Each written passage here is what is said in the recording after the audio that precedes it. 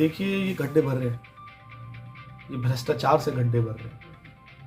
क्या आपको याद होगा जब इलेक्शन हुआ था और माननीय मुख्यमंत्री बने थे उत्तर प्रदेश के, क्या कहा था?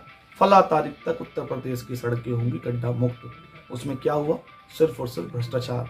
और आपने अभी बताया इसी शास्त्री नगर में 18 साल का बच्चा गड्ढे में ट्रैक्टर उसके ऊपर से उतर गया, उसकी जान चली गई। तमाम लोगों को कहने सुनने वाला नहीं है।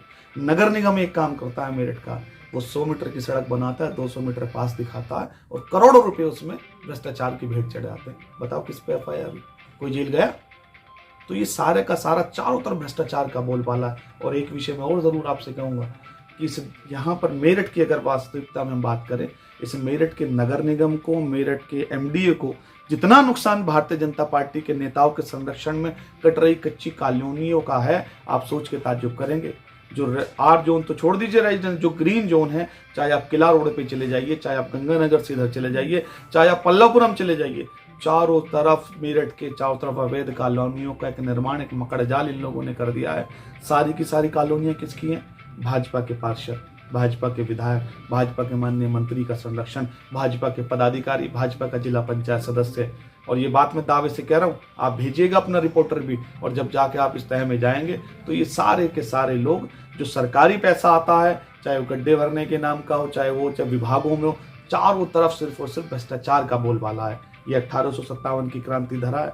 जाते जाते एक चीज और मैं आपको बताऊंगा, हसनापुर का जो पुल अभी आपने देखा होगा, लिंक रोड का, वो बह गया, उसके अंदर किस तरीके से एक नौकरी करने वाले शिक्षक जो थे वो गए और उसकी डेथ हो गई। एक जो वहाँ का किसान था उसकी मृत्यु हो गई, लेकिन उसके बाद भी अभी तक वो पुल चालू नहीं हुआ। और वो किसका क्षेत्र है? वो क्षेत्र है वो मंत्री जी का, जो भाजपा सरकार में मंत्री है। तो ये हाल है, मंत्री काम नहीं करा पा रहे। बिजली की व्यवस्था आप देख लो, तमाम फॉल्ट रहते हैं दिन भर, पानी लोगों के घरों में नहीं, अखबारों में, समाचारों में, सब जगह आता है। तो इस सरकार में कोई सुनवाई नाम की चीज नहीं है। सिर्फ और सिर्फ भूमाफिया और घोटाले, इन सब में सारे के सारे लोग संलिप्त रहते हैं। यही हो रहा है।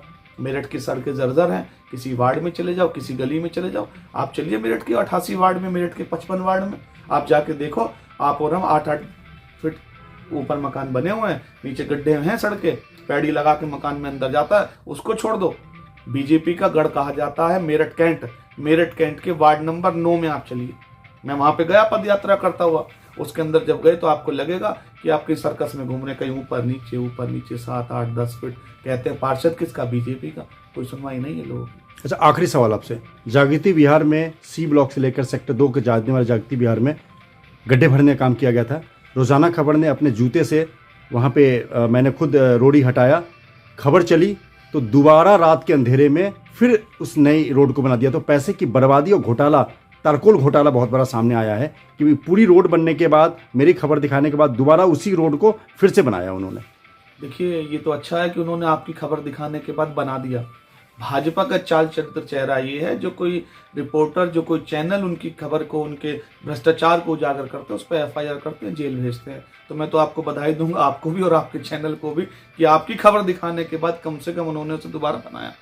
जहां तक भ्रष्टाचार की बात है, ये खाली मेरठ की बात नहीं है, कई जगह की वीडियो हाथ से लोग उखाड़ के, जो सड़कें बनते हैं उनको हाथ से उखाड़ लेते हैं। तो ये हाल है।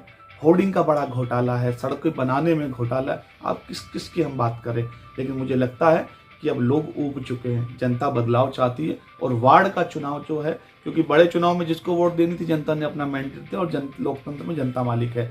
इस बार ये वार्ड की साफ सफाई का, नगर निगम साफ सफाई का चुनाव है। मुझे लगता है कि झाड़ू से अच्छी सफाई कोई नहीं कर सकता। दिल्ली की जनता ने भरोसा दिया, उत्तर प्रदेश में भी, और जहां तक मेरठ की बात करें, मेरठ की जनता भी हम लोगों का समर्थन करेगी, सहयोग करेगी।